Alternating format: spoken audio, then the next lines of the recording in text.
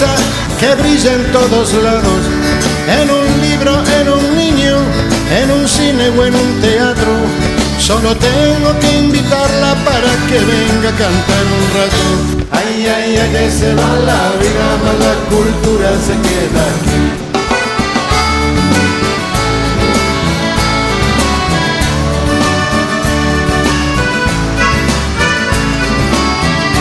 La cultura es la sonrisa para todas las edades.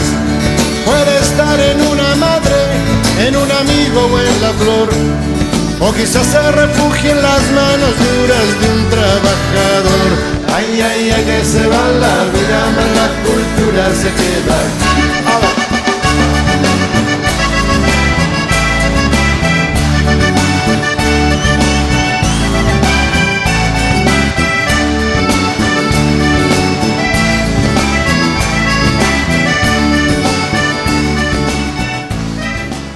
¿Qué tal? Sean bienvenidos a una nueva entrega de Contraseña, aquí por la pantalla de Canal 9, esta completa guía de la cultura y el espectáculo, que es el complemento de lo que ocurre todas las mañanas, de lunes a viernes, en la 107.9 de FM a partir de las 10. Hoy, haciendo el programa que no queríamos hacer, un programa cargado de recuerdos, de mucho dolor, como todos ustedes sabrán. La semana que dejamos atrás murió Eber Righetti, uno de los grandes escultores del plano nacional. Creo que todavía no somos conscientes de cuánto de humanidad y de arte acaba de perder San José y Uruguay con su partida. Un gran personaje de la plástica. Seguramente los maragatos, por ese complejo pueblerino, no calibramos en su justa medida a este tipo de personas, a este tipo de artistas. A veces, digamos, no los valoramos en su real dimensión, subestimamos su talento, los menospreciamos, relativizamos su talento, porque la lógica es: ¿cómo va a ser un grande este tipo, un genial artista, si vive a la vuelta de mi casa, si se viste humildemente, si tiene bajo perfil, si me lo cruzo en el almacén?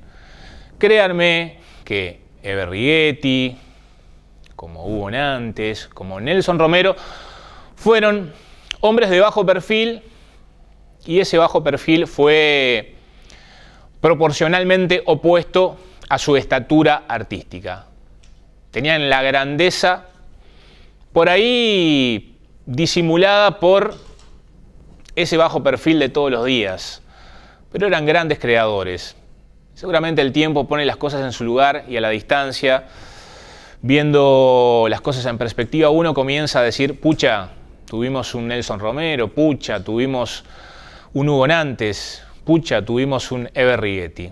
Realmente la pérdida es enorme, y lo que da más bronca, más dolor, lo que causa más impotencia, es que era un hombre que estaba vital, que estaba en un momento artístico formidable, porque a veces el paso de los años, el peso de los años, la propia biología del ser humano, como que preanuncian ciertos desencadenantes. Sin embargo, Eber estaba en un momento realmente estupendo de su creación. Había hecho mucho, pero tenía mucho por hacer, muchos planes por delante. Estaba terminando esos leones con los que se iba a premiar a los campeones del Mundialito del 80. Estaba a punto de encarar la creación de una serie de esculturas en homenaje a Wenceslao Varela.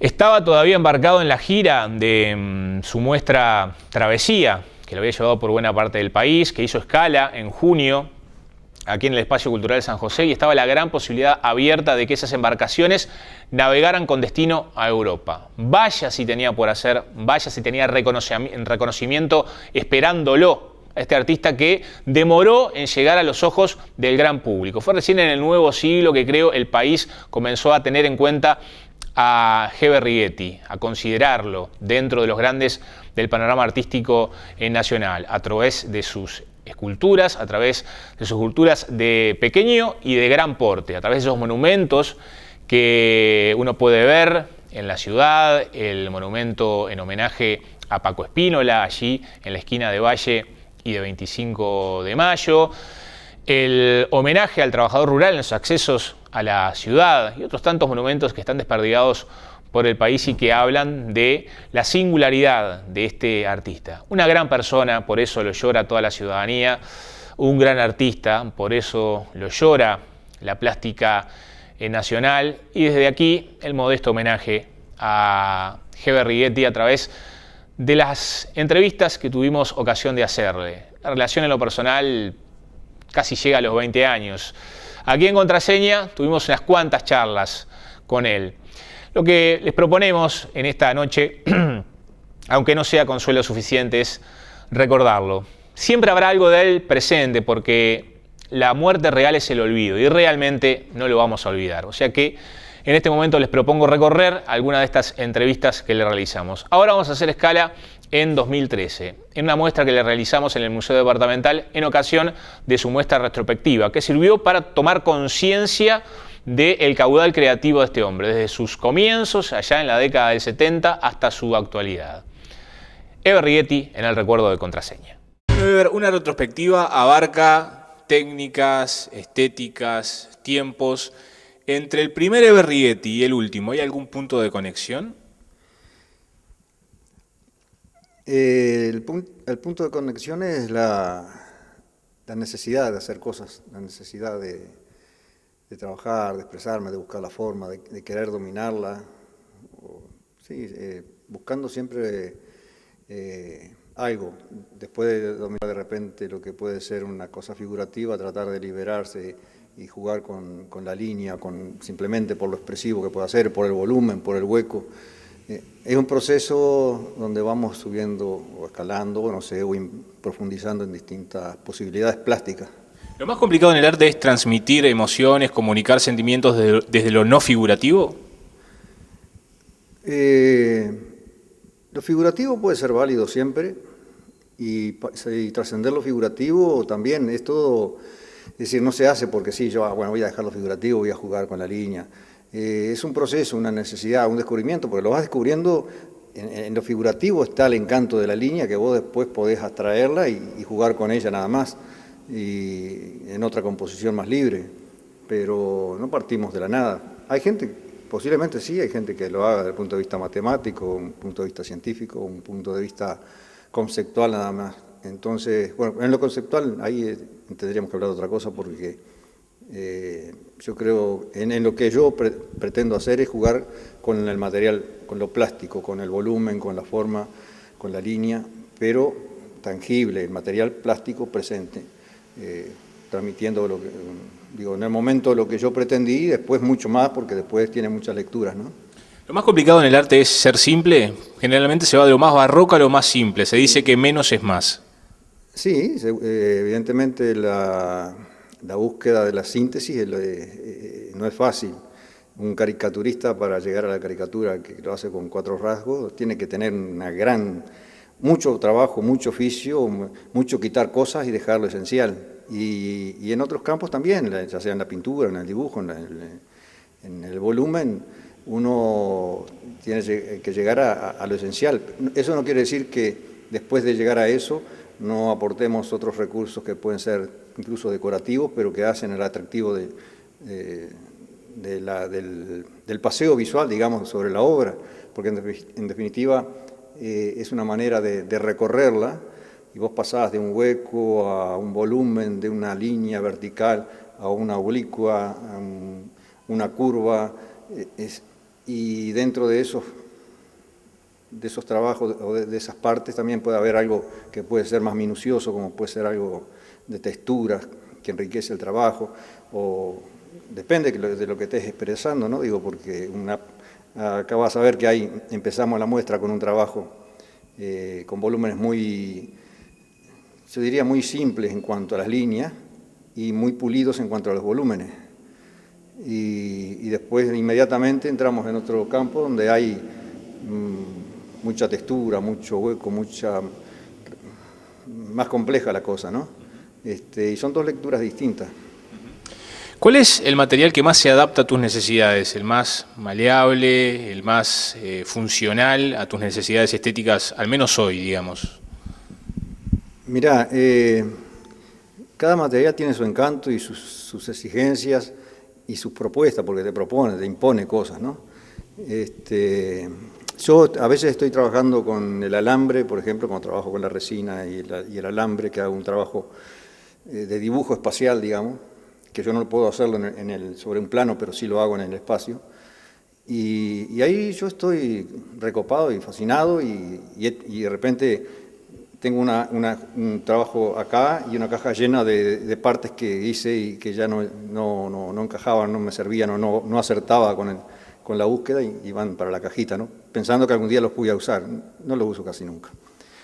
Pero cuando estoy en eso también a veces estoy deseando pasar a la arcilla. La arcilla tiene otra cosa, como que tenés otro tiempo de trabajo y tiene un proceso que es muy de repente relajante porque vos lo controlás de otra manera, no sé, es acariciar el barro, llevarlo, transportarlo. Tiene un trabajo, digamos, que influye, el proceso, el manejo del material lo afecta a uno también. En el mundo de hoy, en el mundo consumista de hoy, las cosas se compran y se tiran. Sin embargo, tu arte contradice esta idea porque vos has hecho muchas creaciones a partir de desechos. Les encontrás una segunda vida a cosas que supuestamente tienen fecha de vencimiento. Les encontrás un sentido estético. ¿Cómo manejás ese tipo de creaciones? ¿Vas mirando, vas recolectando, ya inmediatamente que ves algo tirado, ya le encontrás una vuelta estética o pensás que puede dar para crear una obra? Sí, todo eso que dijiste funciona. Eso de ver algo tirado y intuir que puede servir para algo, es común, no es ninguna novedad, ya se hacía desde hace mucho tiempo, hace 100 años atrás, desde Picasso ya andaba buscando porquerías en los basurales. Y uno lo está haciendo también. Eso trae problemas familiares cuando vos el taller lo tenés al lado de tu casa. Me quieren dar el desalojo. Y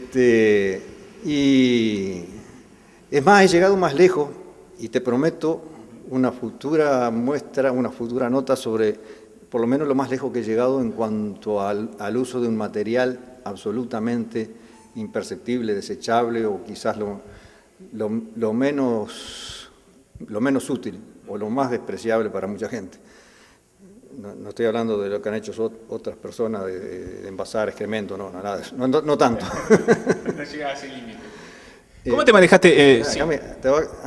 Y ahora vas a ver, en esta muestra hay trabajos hechos creo que tiene un nombre especial también, jugando con el carnaval, donde yo puedo trabajar por los tiempos, por el tema, con mucha espontaneidad, con distintos materiales, y ahí es donde aplico mucho material reciclado, hasta huesos, por ejemplo, que no son de mi casa porque el puchero no corre mucho, y hay perros, pero los perros los traen de otro lado. Después que ellos los mastican, lo elaboran, lo llevan, lo traen, lo dejan y lo abandonan, yo los rescato, algunos, no todos, y están aplicados en muchas de estas obras. A la hora de crear monumentos como el caso de Paco Spínola, ¿con qué te manejás? ¿Fotografías, anécdotas, cuentos de otras personas? Todo.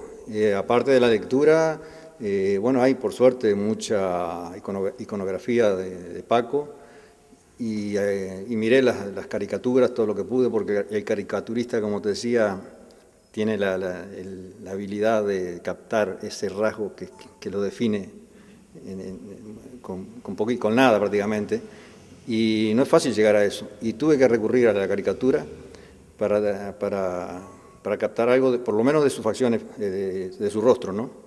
El resto era una composición que se prestaba a partir de una foto en particular que me llevó a hacer ese tipo de trabajo, pero sí, la fotografía y todo lo que anda en la vuelta sirve es necesario, si es posible. Dio para la polémica el armazón de los lentes, pero vos tenés una explicación para por qué le diste esa forma.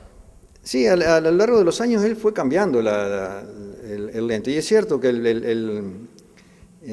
quizás en su madurez usó el lente redondo y verdaderamente lo caracterizaba. Yo de eso no me percaté, sino lo que podía haber trascendido.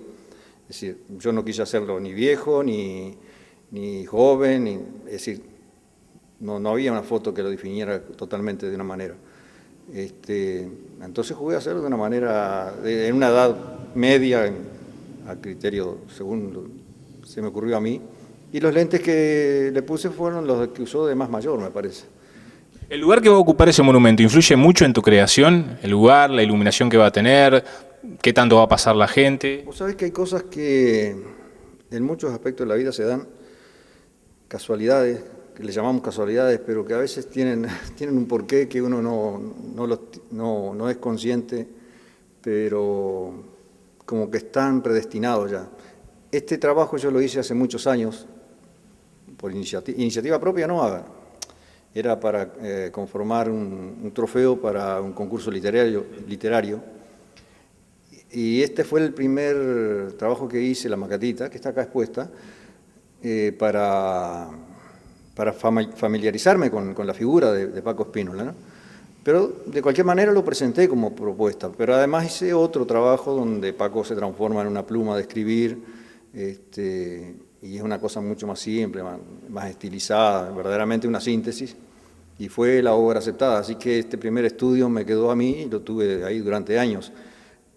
Cuando me fueron a hablar para hacer un trabajo para el Club San José, pensando en algo de lo que tuviera hecho, miramos la serie de cosas que habían y el Paco ya saltó por muchas razones, por todas las razones que se han explicado, que se merecía un lugar de reconocimiento físico, y da la casualidad que me parece que la forma, la simplicidad de su forma, de la forma en que está compuesta la figura, que ahí yo hice una abstracción de la foto real, porque no me detuve en los detalles de la caída de la vestimenta, modifiqué alguna cosa, pero hay una foto donde él está sentado en una escalinata, y esa cosa a mí me gustó para jugar con la composición. Y simplifiqué las líneas, los planos, y logré una cosa que quedó bastante simple y en cierto modo tiene algo figurativo, porque el rostro es figurativo, tiene una mano figurativa, pero el resto es una composición muy simple, que definitivamente al final encajaba con la estructura del club, porque fue discutida con el arquitecto o con otros arquitectos que pensaban que no funcionaba, porque era muy grande, por distintas razones, pero me parece que ese espacio estaba ahí simplemente, no fue pensado exclusivamente para ahí, pero me parece que encajó bien, yo creo que encajó bien, funciona bien y bueno, está hecho. A veces los egos de los artistas, la diferente visión del arte que tienen, las diferentes técnicas que utilizan, hacen improbable que se junten para trabajar en común, en un proyecto común. Vos tuviste la oportunidad de trabajar con Nelson Romero y lo llevaron a cabo, vieron que era posible, llevando a las 3 dimensiones dibujos de él. ¿Cómo fue esa experiencia? Incluso aquí hay creaciones de esa etapa. Bueno, hace muchos años, pero muchos años, que yo quizás recién arrancaba o no había empezado, pero entendía que el dibujo de Nelson tenía mucho de escultura, porque el volumen es obvio en su trabajo. Alguna vez, después de muchos años, también me animé a decirle, si me permitía, tratar de representar algunos de sus trabajos en escultura, y bueno, lo intentamos, y incluso algunas las tenía él como única pieza que hice, ¿no? Es decir, no hice otra reproducción para mí ni para otro. Y hace unos años atrás me llamó porque no hace mucho, no tantos años, había tenido unos sueños, unas pesadillas, y me dije, hice unos bocetos que yo tengo las copias o las fotos, no sé, en papel de una libreta de esas comunes, con raya. Y él quería me llamó por teléfono porque quería que llevar eso a la escultura. Y la tenemos en el debe, ¿no? Porque cuando fui a la casa y vi los trabajos que estaba haciendo sobre los juegos infantiles, me encantaron y le pedí autorización para trabajar con eso primero. Y bueno, salió toda una serie con esos trabajos de los niños, los juegos infantiles. Y lo otro quedó para atrás, pero no, algún día se va a concretar, porque digo, fue un pedido de él especial y creo que tenía algo que ver con su momento y su vida. El carnaval es un tema muy recurrente en tu obra, bailarinas, personajes tocando el tamboril, murguistas. ¿Por qué te atrapa tanto esa esencia? ¿Te inspira el movimiento, lo que se genera en esa cultura? Pues sabes que yo del carnaval nunca supe nada, de murga nunca entendía lo que cantaban, no era un asunto que me interesaba. Cuando éramos gurises, que íbamos a los tablados con mi padre, a mí simplemente me quedaba siempre con un dejo de tristeza más que de otra cosa, ¿no? Sin embargo, cuando ya joven, en algún momento, es más, yo creo que en la época de la dictadura, que no era tan joven tampoco, empezaban a traer las comparsas de Montevideo, era la única manera de hacer un carnaval alrededor de la plaza. Yo cruzaba como gurí chico, atravesaba la plaza para verlos pasar de vuelta, por una razón o en otra, porque quería captar algo que no terminaba de entender, que era esa energía que transmitían, que no transmiten lamentablemente la televisión porque se olvidan del sonido, y el sonido no, si no sale la comparsa podrá estar muy bien vestida, hacer un montón de cosas de toque, pero esa energía que transmite el sonido no llega. Y me parecían imponentes esos tamborileros con las expresiones de energía y de fuerza que parecían guerreros. Y bueno, y quise captarlo, y hice algunos experimentos. Me acuerdo que el primero que hice, se lo obsequié a un amigo o se lo dejé prestado un tiempo. No, me pidió exclusivamente, bueno, esa es otra historia, ya te la conté. El asunto es que dejé un tiempo de ver ese tamborilero que yo creía que había hecho ese guerrero imponente, y cuando lo fui a ver me daba lástima. Eso ya lo he contado varias veces, porque lo hice en un momento seguramente en que yo estaba hecho un trapito, porque no podía haber hecho eso nunca en la vida. Después con el tiempo logré de alguna manera captar la fuerza del tambor. Y sigo buscándolo, no sé si lo he logrado del todo, pero sigo intentándolo. Igual que el movimiento de aquella monstruo, iba a decir, que era Rosa Luna, desplazándose, un solo gesto de ella y era una cosa imponente. Y no sé si lo pude captar alguna vez o lo podré captar, pero era eso lo que yo quería rescatar. No era su cuerpo ampuloso ni nada por el estilo, era otro tipo de energía. Y bueno, y así por el estilo, casi en ese tipo de tema donde haya acción, es algo más que la forma. No sé si lo he logrado alguna vez, pero lo intento siempre. Impecable, gracias. Estamos a las órdenes.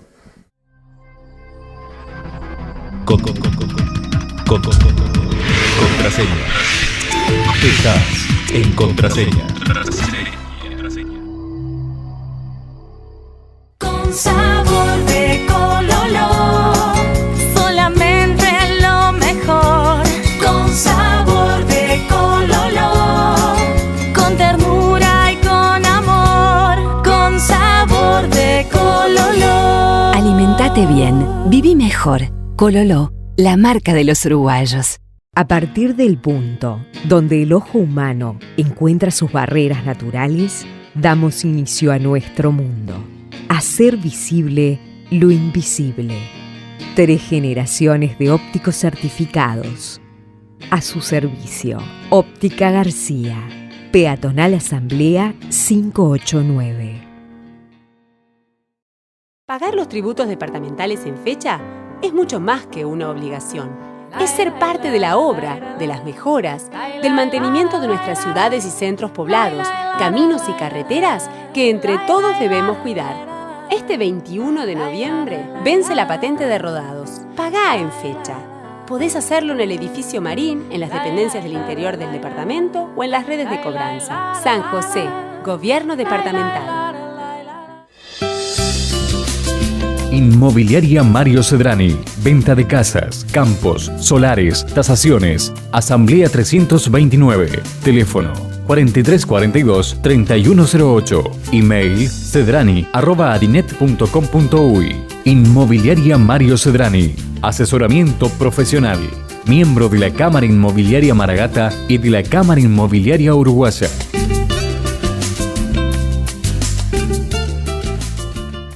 Jardín de los Watts. Árboles frutales, condiciones ideales, sabor glorioso. Sí, oh sí, que naranja amanezca de buen humor. Buen humor, buen sabor. Primer riego del día. Silenciador. Fundamental. Apagar al perro del vecino. Y a ese oso. Y a ese avión con destino a Cancún, escala Panamá.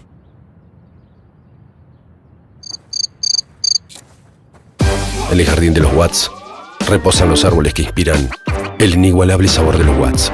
Dan ganas de Watts. A las 10 de la mañana, vos, ¿qué escuchás? Estés donde estés, Contraseña te acompaña. En aquellas experiencias neoyorquinas Conduce Diego Sebastián Maga. y debe decir al mundo que el quinto Beatle es uruguayo. De lunes a viernes a las 10. Principal 107.9. Contraseña, la mejor guía radial del entretenimiento.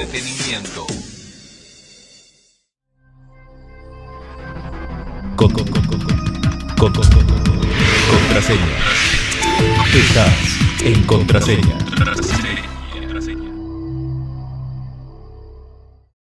De contraseña, de recuerdos, de homenaje, de tributo a Ever Righetti a pocos días de su partida. Murió a los 68 años, parecía de mucho menos, había hecho mucho, es cierto, tenía mucho por hacer, estaba vital, estaba con muchos planes, con muchas obras en proceso allí en su taller de Artigas, en el taller donde creó en los últimos años. Si bien es cierto, muchas de sus creaciones tuvieron origen en su casa, donde tenía un pequeño taller, después, mudado al centro de la ciudad, tuvo mayor amplitud para sus movimientos.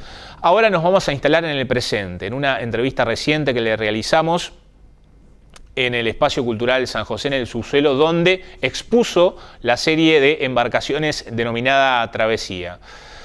Él tuvo la enorme generosidad, digamos que la osadía y hasta la inconsciencia de proponernos que escribiéramos para el catálogo de esta muestra. Les proponemos a continuación compartir con ustedes la última charla grabada por Contraseña con Ever Righetti, que tuvo lugar hace poquitos meses nada más en el Espacio Cultural San José. Vueltas en tu cabeza, Ever, los barcos. ¿Cuándo empezaste a creer que detrás de esas figuras había una serie, una muestra? Nunca los vi como una continuidad de trabajos. En realidad el barco estuvo presente en nuestra infancia, ya sea porque nos criamos cerca del Mayada y hacíamos canoas, botes que se hundían todos, y trabajé la hoja de palma también, teniendo yo 9, 10 años, 11 años. Fueron experimentos, juegos, ni siquiera soñaba que algún día yo iba a hacer algo con cierta seriedad. Pero un día vi un trabajo de un artesano que agarraba unas maderas y les pegaba unos chirimbolitos, ahí formaban como cuatro elementos, ¿no? Por supuesto que yo no pretendí imitarlo porque estoy lejos de esa síntesis y aparte no se me ocurrió imitarlo, pero sí quise investigar, a jugar con eso y por supuesto le fui incorporando otros elementos y otras propuestas y cosas que uno le pone a la obra que no sabe el origen, pero para mí funcionan porque quiero hacer este tipo de composición. No sé, de repente podría explicarlo desde algún punto de vista plástico, pero el por qué la necesidad de usar una cosa u otra, o ponerla de tal manera o no, o desechar una, esas son cosas a veces que se escapan, ¿no? Por suerte. No sé si sos consciente, pero pocas cosas representan tanto al fenómeno artístico como un barco. Ese viaje, esa búsqueda. Sí, desde el punto de vista filosófico, diríamos, es una buena metáfora, ¿no? El barco, yo qué sé, me acuerdo de Rodó cuando hablo de estas cosas porque tiene la parábola del barco que parte y habla precisamente de eso, del barco que va a recorrer distintos puntos del mundo y vuelve cargado, y no habla de cargamentos, habla del hombre, ¿no? porque vuelve con esa riqueza, todo ese capital, ese caudal de cosas que recoge en su vivencia, en su experiencia. Y supongo que esto también tiene algo que ver con todo eso, ¿no? De volcar en los barcos, que en definitiva el nombre de barco es una propuesta, es simplemente lo que sugiere desde el punto de vista plástico, estético, que ya son ricos de por sí, ¿no? Es decir, yo no podría nunca imitar lo que era un velero original, que eran maravillosos, pero lo que sugiere con su forma, desde el punto de vista plástico, es extraordinario. Y de ahí uno puede volar y después llevar a síntesis o multiplicar los elementos, hacer lo que quiera.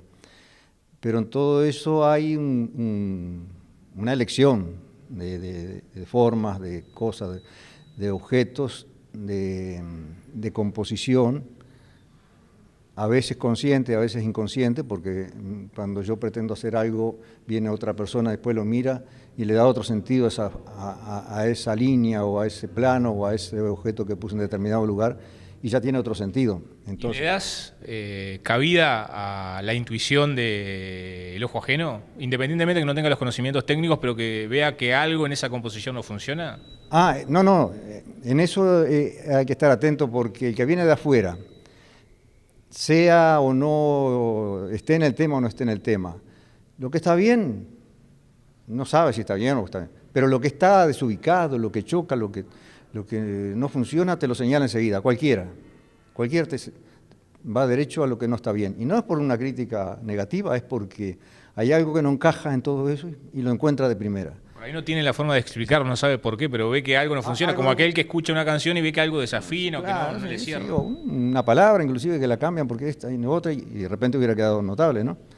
Y en ese sentido el que viene de afuera puede recrearse, pero está tranquilo que si hay algo que no funciona te lo señala enseguida. Veo que muchos barcos tienen las velas infladas y por ahí son los que mejores funcionan, esos barcos de velas infladas, y me lleva a pensar que por ahí el arte no busca puertos, sino que es el viaje constante, me parece. Y el arte es un acto de fe, es lanzarse y no sabes qué va a ser, si va a haber puerto, no va a haber puerto, si va a naufragar, y pues seguramente en el viaje puede pasar de todo. Porque da la idea que más que buscar tierra es buscar horizonte, que es lo que te mantiene en movimiento. Claro. Me recuerdo ahora, cuando me preguntás eso, me hace acordar de haciendo un trabajo específico que tenía un sentido comercial, era hacer un San Jorge, y el San Jorge de la religión cristiana, que está peleando con el dragón. Y yo quería saber un poco el simbolismo de San Jorge y del dragón. Y leí una breve leyenda sobre la historia del dragón, que parece que en China, que para los orientales el dragón es una figura positiva, encarna muchas cosas buenas del hombre, ¿no? Y decía que era muy simple. Es decir, por un lado se asombraba de que hubieran pocos dragones, siendo tan simple la creación de un dragón. Parece que cualquier ser humano agarraba una culebrita cualquiera del río y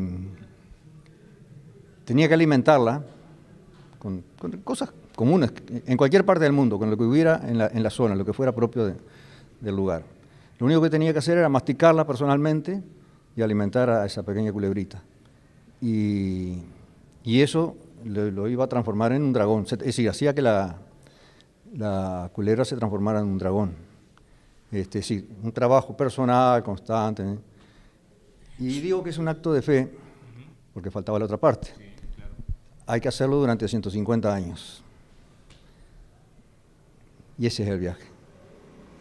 Bueno, podés pensar, yo no voy a llegar a 150 años, pero ¿por qué no? Entonces te aventuras. Y este es el viaje del arte.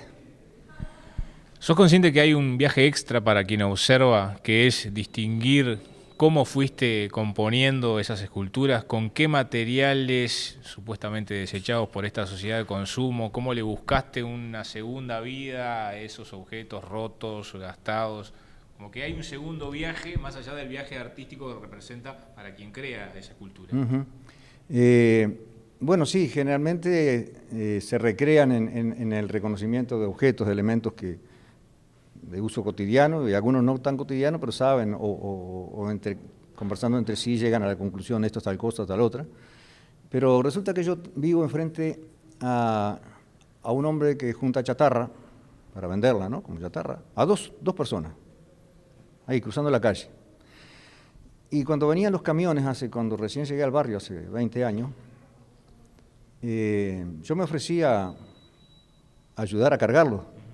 Pero en realidad yo lo que quería era seleccionar objetos que me daba pena que fueran a la fundición, ¿no? Porque eso desaparecían, dejaban de existir como objetos, ¿no? Se fundían para otra cosa.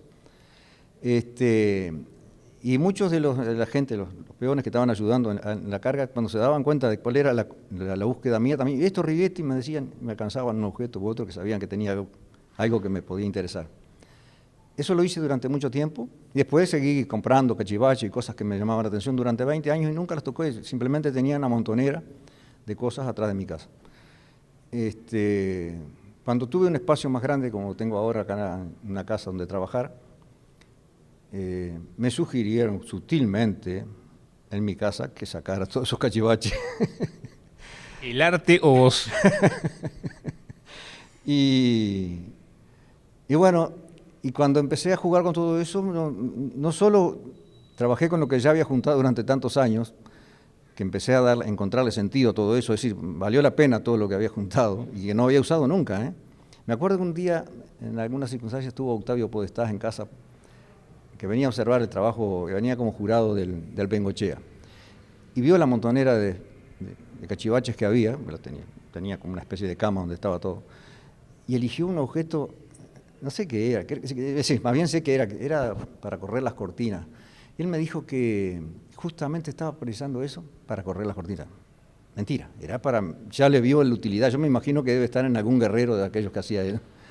Que se lo di gustoso, por supuesto, ¿no? Porque aparte de un amigo, es extraordinaria, es persona en todos los aspectos y tremendo artista. Me da la sensación, por lo que me contás, que en este caso, o al menos en tus últimos años, primero llegan los objetos, esos materiales deformes, rotos, gastados, y después llega la escultura. No que primero llega la forma y después buscar los objetos con... No, yo no sé qué lugar pueden ocupar. Hay un trabajo por acá que para mí fue importante, yo tenía la idea, o estaba viviendo un momento muy particular de mucho conflicto, mucho desorden, y quería, o era el mundo, o no sé qué, todo, pero quería plasmarlo en eso. Y no lo logré. Lo movía para aquí, sacaba cositas, y nunca me estaba satisfecho. Así que fue de los primeros que empecé. Lo archivé, se tapó con otros cachivaches, quedó de lado ahí, hice los 13 barcos, y lo agarré por último. En 3 días lo solucioné, porque no sé cuál fue la mecánica o el estado mental o emocional, lo que fuera. Pude, con esos objetos que antes no podía combinarlos, armar todo un conjunto que me pareció bastante equilibrado, o desequilibrado más bien, porque era más de conflicto que de otra cosa, ¿no? Se dice generalmente en el arte, se aplica a la música, a la literatura, que menos es más, que uno en un principio quiere ser demasiado barroco y demostrar todo, y por ahí a veces embarulla un poco una obra. ¿En la escultura es también igual? ¿Vos con menos elementos hoy te manejás mejor que con más elementos, o no necesariamente? No necesariamente.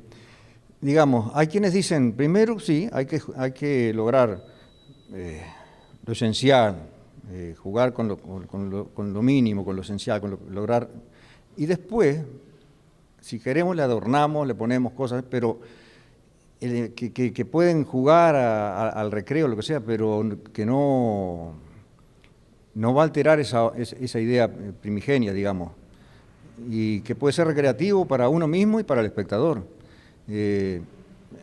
Una obra, la síntesis es muy síntesis y termina siendo a veces muy básica. Muy básica, cualquiera cree que puede juntar, bueno, esto es tal cosa, y le pone el nombre y es tal cosa porque es muy elemental, y puede ser eso o un millón de cosas más. Pero como para mí, yo me manejo todavía con principios muy elementales de lo que es la escultura, que es volumen. Y el volumen, siempre desde que empecé, me pareció que yo trabajo con una torneta y voy viendo la obra paso a paso, o sea que en una obra hay infinitas obras, porque cada ángulo está trabajado, cada grado de la circunferencia, digamos, ¿no? o de la esfera, porque inclusive hay algunas que las podés mirar de arriba, de abajo, tienen una composición que a mí me interesa que la tenga, porque no es para, si no haría un dibujo, una foto, una pintura, no sé. Entonces me parece que un barco, por ejemplo, algunos de estos los mirás de un lado y tiene una serie de elementos y con una composición determinada, y del otro es otra cosa, con otros materiales, y funciona también. Esa es mi preocupación en escultura, por lo menos, de que sea un objeto de volumen, que vos puedas viajar, meterte adentro, participar de casi todos los ángulos, inclusive a través de la escultura, que no es ninguna novedad esto que estoy diciendo yo, porque hay otra gente que lo ha hecho. Henry Moore, por ejemplo, que empezó a hacer las figuras huecas, eso con figuras dentro de sí mismo, yo qué sé, una serie de cosas muy interesantes, pero a mí me pareció muy válido eso. Y da la sensación que hay otro elemento del que no se habla tanto, más allá de los materiales y la creatividad y la búsqueda del propio artista, que es la iluminación. ¿Qué tanto juega una buena o una mala iluminación a la hora de favorecer o desfavorecer una obra? Y es fundamental. Hay gente que ha hecho escultura para que tenga un solo punto de vista y una luz determinada.